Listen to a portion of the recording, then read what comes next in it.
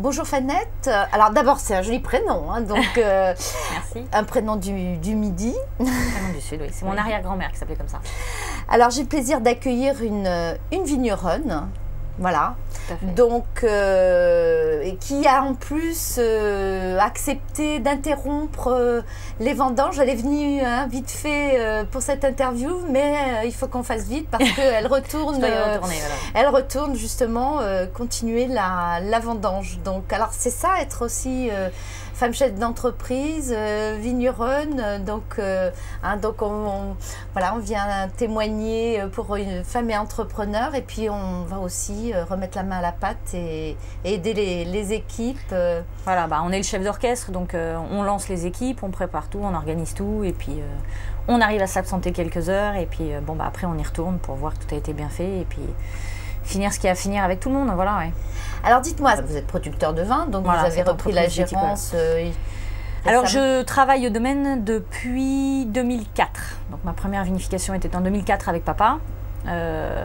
Et à partir de 2005, j'ai commencé à être un petit peu plus de mes propres ailes, on va dire. Voilà, donc la transition s'est faite en douceur. Voilà. C'est l'avantage d'une transmission familiale. Tout à fait, tout à fait. Et puis ça se passe très bien avec papa, il me fait entièrement confiance. Donc j'ai la chance d'avoir, s'il le faut, j'ai qu'un coup de fil à passer pour avoir des conseils, mais voilà. Il n'est pas sur mon dos à vérifier surveiller tout ce que vous faites. Exactement. Voilà. Alors, c'est pas forcément ce que vous aviez prévu de faire au départ. Vous aviez prévu de reprendre. Alors moi, au tout départ, on est jeune, un petit peu fier. J'avais pas envie d'être fille à papa. J'avais l'impression que c'était facile. Voilà. C'est facile. Je vais faire mes preuves. J'avais l'impression que c'était facile. Je voulais faire mes preuves.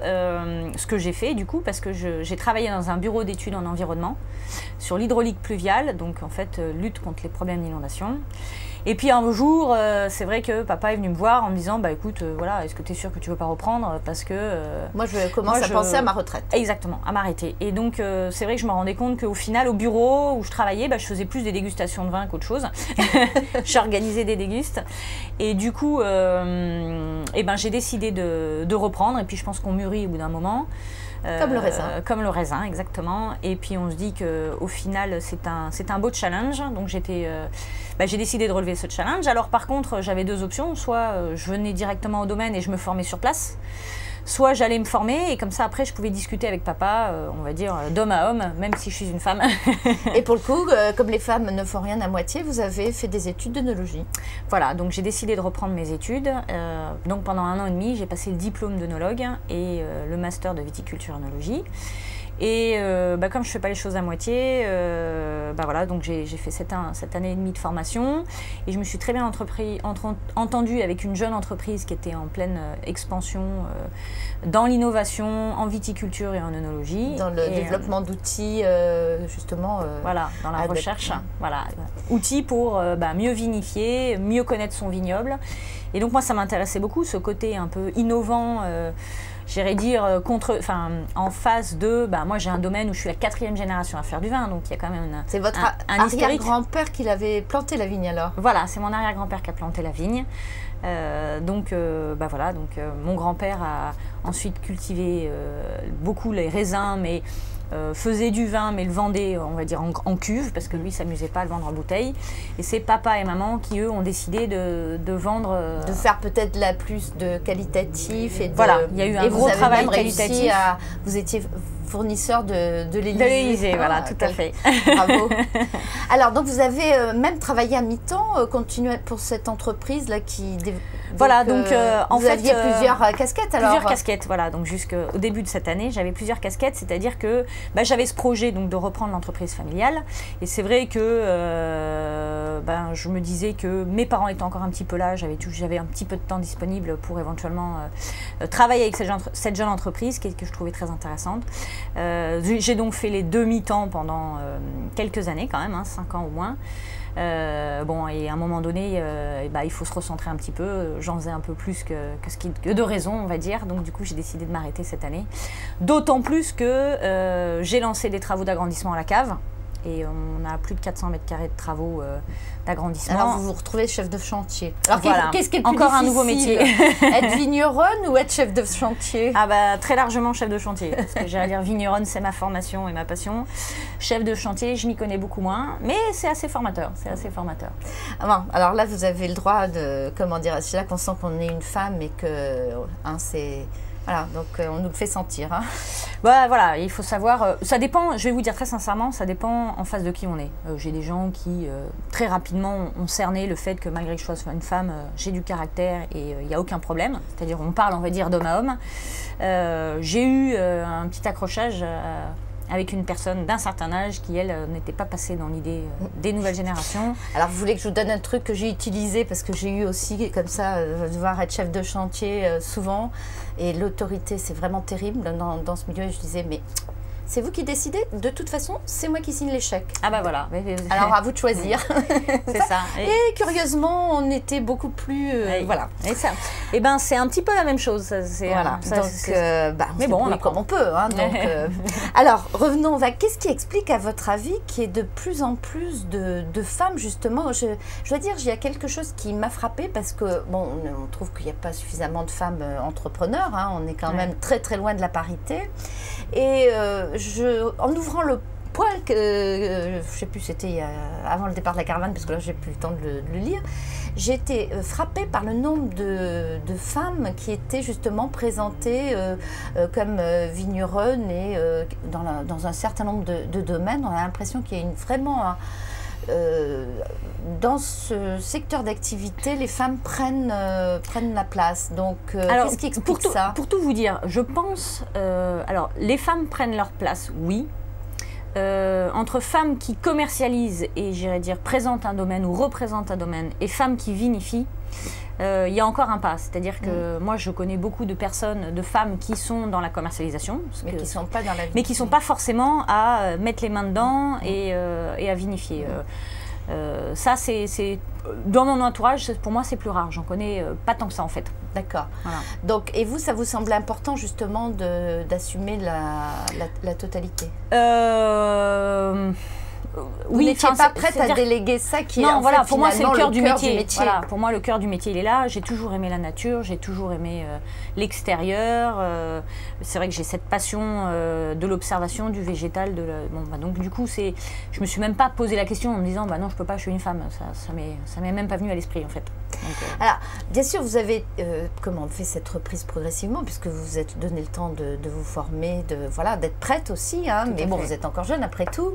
Et quand vous êtes arrivé dans l'entreprise, est-ce qu'il y a des choses, mis à part l'agrandissement, que vous avez eu envie de changer sur le mode de distribution? Est-ce que vous avez une vision un peu différente, sans remettre en cause ce qui avait été fait précédemment? Voilà, alors toute la difficulté quand on reprend une entreprise comme ça là, d'abord c'est un travail de 30 ans de mes parents qui ont réussi à faire connaître Beaupré et à monter Beaupré, on va dire, au top du top. C'est-à-dire que Beaupré dans la région est quand même relativement connu.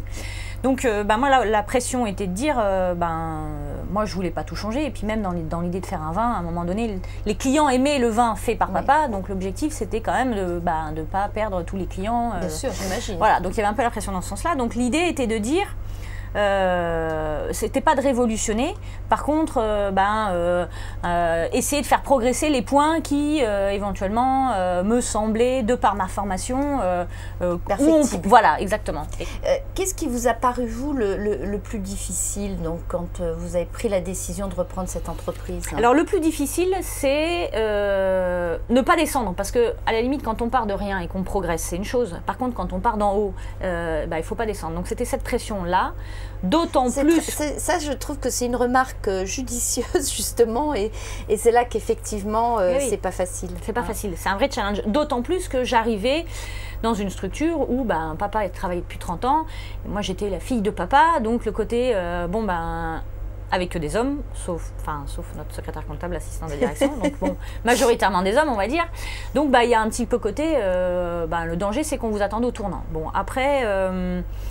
Moi, je suis pas arrivée avec mes gros sabots en disant vous y connaissez rien, je sais tout faire, très loin de là. La première chose d'abord, ça a été de voir comment ça fonctionnait, donc m'imprégner, et puis ensuite faire évoluer comme bon me semble. Mais j'ai jamais provoqué de changement sans explication, c'est-à-dire que mon objectif c'était de l'organisation, de la structuration, du perfectionnement, donc ce qui je pense allait dans le sens de la qualité, et j'essaye pas forcément d'y aller en force ou quoi que ce soit, donc j'aime bien l'idée de travailler en équipe. Et je crois que, on va dire, c'est mission accomplie, parce que j'ai l'impression qu'aujourd'hui, je m'entends bien avec mon équipe. Bon, alors après, pendant les vendanges, c'est combien de personnes? Alors, quand on vendange à la main, c'est 12 vendangeurs. Actuellement, on s'est également équipé d'une machine à vendanger, où là, moi, je mets 2 personnes sur la machine, une qui pilote et une qui vérifie que tout va bien. Et puis après, en fait, c'est mon équipe de la vigne et de la cave. On est 4 plus moi. Et en effet, c'est 4 hommes.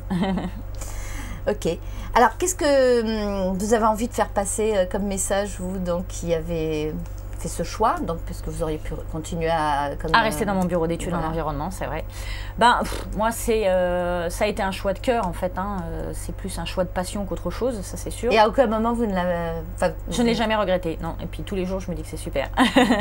Non, c'est vraiment une passion. C'est un métier riche, c'est enrichissant. Alors, être chef d'entreprise, il y a les avantages et les inconvénients. Après, femme ou pas femme, j'en sais rien, mais chef d'entreprise dans tous les cas, c'est des grosses responsabilités quand même.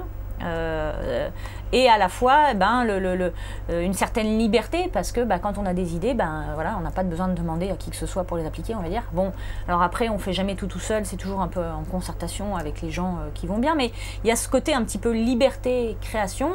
Et puis dans un domaine comme le nôtre, ce qui fait plaisir, c'est que la bouteille reste.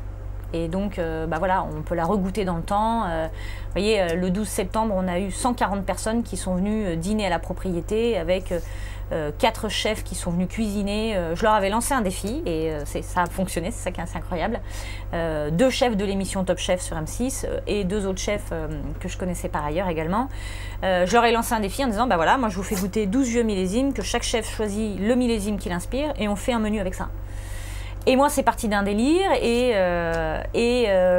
ça s'est réalisé. Il y avait 140 personnes ravies, c'était délicieux et on a passé une super soirée. Et ça, c'est vrai que c'est une bonne action.